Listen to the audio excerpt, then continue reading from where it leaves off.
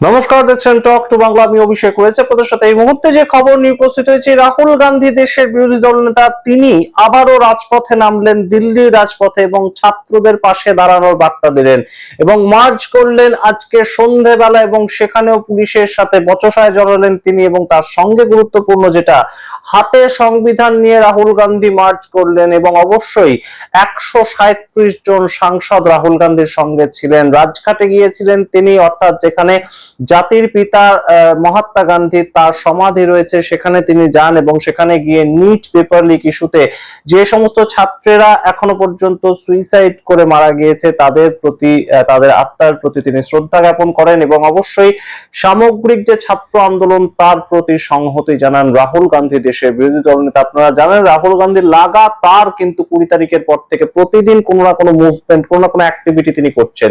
21 তারিখে তিনি প্রাইম মিনিস্টারের বাড়ির বাইরে গিয়ে বসে পড়েন, ধর্ণা দেন। 22 তারিখে আমরা দেখতে পাই একটা কমপ্লিট প্রেস কনফারেন্স করেন। সমস্তটাই রেখেছি আপনাদের সামনে। তার পরবর্তীতে 23 তারিখ একদম সরাসরি তিনি যাত্রা শুরু করলেন সংসদ ভবন থেকে, একদম সরাসরি তার বাড়ি থেকে তিনি বেরিয়ে একদম মার্চ করা শুরু করলেন। হাতে ছিল সংবিধান। সুতরাং কোথাও গিয়ে সরকারের উপর একটা চাপ সৃষ্টি করা এবং বিরোধী দল যে ছাত্রদের পাশে রয়েছে সেটা কোথাও গিয়ে একদম বোঝানো, সেই প্রেক্ষাপটটা সেটা রাহুল গান্ধী তৈরি করেন। এবং অবশ্যই আপনাদের জানাই 137 জন সাংসদকে আজকে নিজের বাড়িতে ডাকেন রাহুল গান্ধী। বিকাল বেলা সংসদ শেষ হওয়ার পর শুধুমাত্র কংগ্রেসের সাংসদ নয়, বরঞ্চ ইন্ডিয়া অ্যালায়েন্সের বিভিন্ন পার্টির বিভিন্ন প্রতিনিধিদের তিনি তার বাড়িতে ডাকেন এবং বাড়িতে ডেকে তিনি মিটিং করেন। মিটিং করে তিনি কিছু নির্দেশ দেন এবং সেখান থেকেই কিন্তু সম্পূর্ণ আন্দোলনটা সংগঠিত হয়, যে সন্ধ্যেবেলা তারা সবাই মার্চ করে একদম সরাসরি রাজঘাটে যান এবং সেখানেও বিভিন্ন পার্টির কিন্তু সদস্যরা ছিলেন। গুরুত্বপূর্ণ প্রেক্ষাপট অন্যদিকে আপনাদেরকে জানাই, ইন্টারনেট বন্ধ করে দিয়েছে পুলিশ, এবং শুধুমাত্র দিল্লি পুলিশ এখন আর মোতায়েন নেই। সেখানে সিআরপিএফ জওয়ান থেকে, র্যাফ থেকে, আর্মড পুলিশ থেকে সবাই চলে এসেছে এবং 450 কোম্পানি এক্সট্রা ফোর্স কিন্তু আনা হয়েছে সেখানে। অবশ্যই এই মুহূর্তে একটা যুদ্ধকালীন পরিস্থিতি তৈরি করেছে মোদী সরকার। আমরা জানি না কেন এই ধরনের যুদ্ধকালীন পরিস্থিতি তৈরি হয়েছে। ঠিক তেমন ভাবে পুলিশও যেমন বাড়ছে, মুহুর্মুহু কিন্তু ছাত্রদের স্লোগান বাড়ছে, ছাত্রদের সংখ্যা বাড়ছে, আন্দোলনকারীদের সংখ্যা বাড়ছে, এবং বহু নামজাদা মানুষজন, হুমা কুরেশি থেকে শুরু করে ইমরান খানের মতন অভিনেতা অভিনেত্রীরা, তারা কিন্তু এই প্রোটেস্টে এসে যুক্ত হচ্ছেন। সুতরাং কোথাও গিয়ে অমিত শাহ চাইছেন এই আন্দোলনকে ক্রমাগত চাপতে, এবং অন্যদিকে এই আন্দোলন কিন্তু ক্রমাগত বৃদ্ধি পাচ্ছে, ক্রমাগত এই আন্দোলনের র্যাডার বৃদ্ধি পাচ্ছে। কোথাও গিয়ে একটা গুরুতর প্রেক্ষাপট তৈরি হয়েছে। তারই মাঝখানে একদম সরাসরি দিল্লি হাইকোর্টে একটা নতুন পিআইএল দাখিল করা হয়েছে, এবং সেই পিআইএলটা হচ্ছে এই ককরোচ জনতা পার্টির ফান্ডিং আসছে কোথা থেকে, এই ককরোচ জনতা পার্টির সঙ্গে কাদের কানেকশন রয়েছে সেটাকে নিয়ে একদম দিল্লি হাইকোর্টে তদন্ত হওয়ার জন্য একটা পিআইএল দাখিল করা হয়েছে। দিল্লি হাইকোর্ট সেটা শুনবে তেমন কথাও বলে দিয়েছে। গুরুত্বপূর্ণ সবটা নিয়ে আলোচনা করব, আপনাদের সামনে বিস্তারিত ব্যাখ্যা করব। তার আগে অবশ্যই আপনারা যারা টক টু বাংলা এখনো সাবস্ক্রাইব করেননি তারা কাইন্ডলি সাবস্ক্রাইব করে দিন, এবং অবশ্যই এই ভিডিও শেষ অবধি দেখুন, স্কিপ না করে। আপনাদেরকে জানাই এই মুহূর্তে সংসদ শেষ হওয়ার পর রাহুল গান্ধী নিজের বাড়িতে সবাইকে ডাকেন, এবং প্রাথমিকভাবে সংসদ যখন শুরু হচ্ছে প্রতিদিন তাদের দাবি হচ্ছে প্রাথমিকভাবে একদম ধর্মেন্দ্র প্রধানের ইস্তফা আগে নিতে হবে, তারপর আমরা এই নিয়ে আলোচনায় বসবো। তার আগে আমরা আলোচনাতেই বসবো না। মল্লিকার্জুন খাড়গে তিনি একই কথা বলেছেন, রাহুল গান্ধী তিনি একই কথা বলেছেন। কোনো মতেই আমরা আলোচনাই করব না, কোনো কিছু আলোচনা করার নেই। ছাত্রদেরকে যেভাবে মারা হয়েছে, ধর্মেন্দ্র প্রধান এখনো ইস্তফা দেননি, কোনোভাবেই কোনো আলোচনাতে আমরা যাব না, সেটাকে নিয়ে আলোচনা করব না। কিন্তু আগে ধর্মেন্দ্র প্রধানকে ইস্তফা দিতে হবে, একদম বিরোধীদের স্টাবার্ন দাবি যেটা, একদম সরাসরি ছাত্রদেরও একই দাবি। ককরোচ জনতা পার্টিকে জেপি নাড্ডা ডেকেছিলেন নিজের বাড়িতে, ককরোচ জনতা পার্টি জানিয়ে দিয়েছে আমরা কোথাও যাব না, যদি দেখা করতে অসুবিধা হয় এখানে এসে তাহলে আমরা কনস্টিটিউশন ক্লাবে বসতে পারি, আপনার বাড়িতে আর যাব না। তো এই পরিস্থিতিতে কিন্তু ক্রমাগত ভিড় বাড়ছে যন্তর মন্তরে, এবং যন্তর মন্তরে যা চেহারা উঠে আসছে আপনারা সোশ্যাল মিডিয়াতে নিশ্চয়ই লক্ষ্য রাখছেন, কিন্তু এই মুহূর্তে কিন্তু দেশের রাজনীতিতে একটা বড়সড় বদল আসছে, এবং সেই দেশের রাজনীতির বদলটা আমরা কিন্তু প্রত্যক্ষ করছি প্রতিদিন। কারণ এই মুহূর্তে যেভাবে প্রতিদিন মানুষজন জড়ো হচ্ছেন গিয়ে সারা দেশ থেকে, 20 তারিখের আন্দোলনের পরে এই আন্দোলনের যেন একটা অন্য চেহারা আমরা দেখতে পাচ্ছি। আমরা এই আন্দোলন ক্রমাগত প্রতিদিন গত 1 মাস ধরে, যবে থেকে এই ককরোচ জনতা পার্টির আন্দোলন হচ্ছে, আমরা তবে থেকে ফলো করছি, আপনাদের কাছে খবর রাখছি। কিন্তু এই আন্দোলনটা যেন 20 তারিখের পর থেকে, 20শে জুলাইয়ের পর থেকে এটাই শুধুমাত্র একটা বিষয় হয়ে দাঁড়িয়েছে। দেশ জুড়ে আর কোনো কথা হচ্ছে না, এবং সমস্তটা কিন্তু গুরুত্বপূর্ণভাবে রেকর্ডেড থাকছে। তাই এই মুহূর্তে যেভাবে মানুষজন যুক্ত হচ্ছেন, দিল্লি থেকে ক্রমাগত খবর উঠে আসছে যে মেট্রো স্টেশন বন্ধ করে দেয়া হচ্ছে, 16টা মেট্রো স্টেশন দিল্লির আশেপাশে বন্ধ করে দেয়া হয়েছে, এবং বাস স্টপ বন্ধ করে দেয়া হচ্ছে। বিভিন্ন জায়গাতে একদম জ্যাম হয়ে রয়েছে, তার কারণ সেখানে কোনো মতেই মানুষজন কিন্তু যে যারা কাজকর্মে যাচ্ছেন তাদের কিন্তু সেই জায়গাটা তৈরি হচ্ছে যে তারাও ক্রমাগত সেই প্রোটেস্টে যুক্ত হচ্ছেন। অর্থাৎ বয়স্ক মানুষ তারাও যুক্ত হচ্ছেন ছাত্রছাত্রীদের প্রোটেস্টে। এবং তার সঙ্গে আপনাদের জানাই, একদম সরাসরি একটা কনট প্লেস বলে জায়গা রয়েছে দিল্লিতে, যারা জানেন তারা অবশ্যই বুঝতে পারবেন। কনট প্লেসটা একদম যন্তর মন্তরের খুব কাছেই।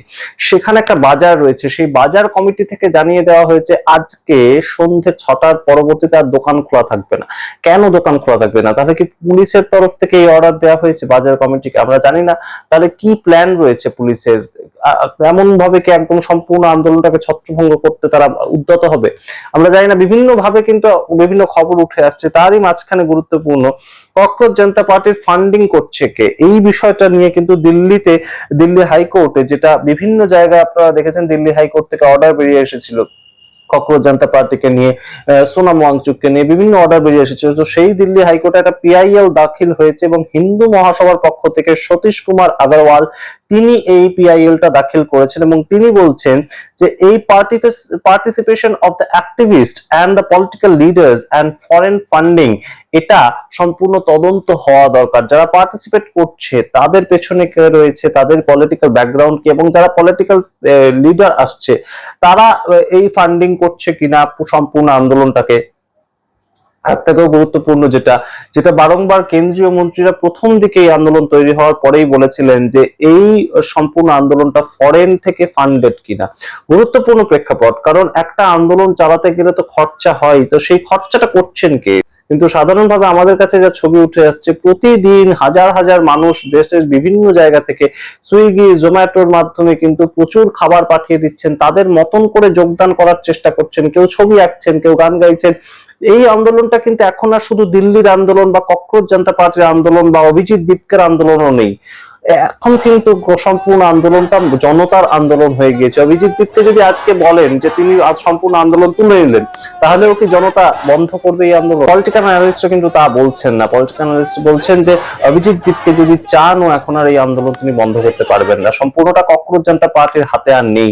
এবং দফা এক দাবি এক, এইভাবে যে স্লোগানিং হচ্ছে, ধর্মেন্দ্র প্রধানের ইস্তফার দাবিতে যে স্লোগানিং হচ্ছে, সেটা কোথাও গিয়ে রাহুল গান্ধী প্রতিদিন নিজের দিকে কিন্তু লাইমলাইটটা নিয়ে আসছেন। প্রতিদিন তিনি পাশে থাকছেন, ছাত্রছাত্রীদের পাশে থাকছেন, বিক্ষোভের পাশে থাকছেন। তিনি হয়তো সশরীরে যাননি যন্তর মন্তরে, কিন্তু প্রত্যেক দিনের তার যে অ্যাক্টিভিটি, 20 তারিখের পর থেকে 21 তারিখ তিনি প্রাইম মিনিস্টার বাড়ির বাইরে গিয়ে ধর্ণা প্রদর্শন করলেন, নিজে অ্যারেস্টেড হলেন।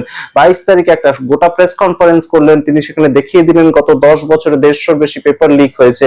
এবং 23 তারিখে একদম সরাসরি তিনি গান্ধীর যে সমাধির, যে মহাত্মা গান্ধীর যে সমাধি রয়েছে সেখানে চলে গেলেন, ছাত্রদের পাশে থাকার বার্তা দিলেন। সম্পূর্ণটা মিলিয়ে কিন্তু দেশের রাজনীতির বদল হচ্ছে, এবং মোদী সরকার ঠিক একটাই ট্যাকটিক্স, কিন্তু যা দেখে বোঝা যাচ্ছে একটাই ট্যাকটিক্স পালন করতে চাইছে, ছাত্রদের উপর ক্রমাগত প্রেসার ক্রিয়েট করা, যাতে এই আন্দোলন ইমিডিয়েটলি বন্ধ হয়ে যায়। আমরা জানি না যে পুলিশ দিয়ে কিংবা সিআরপিএফ দিয়ে কিংবা র্যাফ দিয়ে কিংবা এক্সট্রা যে 450 কোম্পানি আর্মড ফোর্স ডিপ্লয় করা হয়েছে সেখানে, সেটার মাধ্যমে বা ইন্টারনেট বন্ধ করে যাতে খবর ছড়িয়ে না পড়ে, তার সঙ্গে একদম সরাসরি মেট্রো স্টেশন বন্ধ করে মানুষ যাতে আসতে না পারে সেখানে, একদম আমরা যে অটো রিক্সা ড্রাইভার সেগুলোকে বন্ধ করে, আশেপাশের যে দোকান বাজার সেগুলো বন্ধ করে এই আন্দোলনকে বন্ধ করা যাবে কিনা আমরা জানি না। কারণ প্রত্যেক শহর থেকে, প্রত্যেকটা মেজর সিটি থেকে একই খবর ছড়িয়ে আসছে যে ককরোচ জনতা পার্টির আন্দোলন হচ্ছে। তাতে কিন্তু লেখা থাকছে আর ককরোচ জনতা পার্টি, সাধারণ যুবকরা রাস্তায় নেমে পড়ছেন এবং সেটা একদম তামিলনাড়ু, তেলেঙ্গানা, মধ্যপ্রদেশ, গোয়া, গুজরাট, বিহার, ওয়েস্ট বেঙ্গল প্রত্যেকটা জায়গাতে, ইভেন কেরালাতে এবং অরুণাচল প্রদেশেও এই প্রোটেস্টের আজ কিন্তু আমরা দেখতে পেয়েছি। এবং বিহারে প্রত্যেক দিন প্রোটেস্ট হচ্ছে। বিহারে গতকাল ধুমধুমার হয়েছে। আইসা তাদের পতাকা নিয়ে নেমেছিল রাস্তায়। আইসা আপনারা জানেন ছাত্র সংগঠন, এবং সেই জায়গা থেকে আইসার পরবর্তীতে কিন্তু সাধারণ ছাত্রছাত্রীরা তারা আজকে আর কোনো পতাকা নিয়ে নামে দেশের পতাকা নিয়ে নেমে পড়েছিল। সুতরাং কোথাও গিয়ে আন্দোলন যতই বৃদ্ধি পাচ্ছে ততই ককরোচ জনতা পার্টির বিরুদ্ধে একটা পিআইএল দাখিল হয়েছে দিল্লি হাইকোর্টে, এবং অন্যদিকে সম্পূর্ণভাবে 137 জন সাংসদকে নিয়ে রাহুল গান্ধীর এই যে মার্চ, সম্পূর্ণটা মিলিয়ে সরকারের ওপর চাপ তৈরি হচ্ছে। সরকার কিভাবে ট্যাকল করার চেষ্টা করছে, যা দেখা যাচ্ছে রাস্তায় পুলিশ, আর কিছু দেখা যাচ্ছে না। ধর্মেন্দ্র প্রধান ইস্তফা দেওয়ার কোনো ধরনের কোনো প্রেক্ষাপটই তৈরি করছে না সরকার। আমরা জানি না কখন কি হবে এবং আপনাদের সামনে আমরা কি খবর তুলে ধরতে হবে। তবে অবশ্যই রাহুল গান্ধীর এই প্রোটেস্ট কিন্তু অবশ্যই একটা ছাপ ফেলছে যুব সমাজের মধ্যে। আপনারা সামগ্রিক রিপোর্টটাকে কিভাবে দেখছেন কমেন্ট বক্সে কমেন্ট করতে ভুলবেন না। দেখতে থাকুন টক টু বাংলা। অবশ্যই টক টু বাংলা ইউটিউব চ্যানেলকে সাবস্ক্রাইব করে দিন। ধন্যবাদ।